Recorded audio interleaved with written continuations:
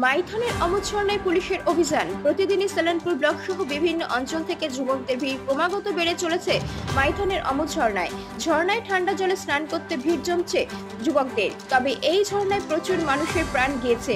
প্রতি বছর কিছু না হলে কিছু দুর্ঘটনা ঘটে থাকে। তাই ডিবিসি কর্তৃপক্ষ এবং কল্যাণেশ্বরী ফাঁড়ির পুলিশের বাঁশের বেড়া দিয়ে রাস্তা বন্ধ করা হয়েছে। তারপরেও কিছু যুবক মিলে সাইড থেকে রাস্তা তৈরি করে মারণ ফাঁদের অমর ঝর্ণায়। এছাড়াও যুবকদের সাবধান করতে পুলিশের তরফে প্রতিনিয়ত অভিযান চালানো হচ্ছে, কিন্তু তাতেও সাবধান হচ্ছে না কেউ।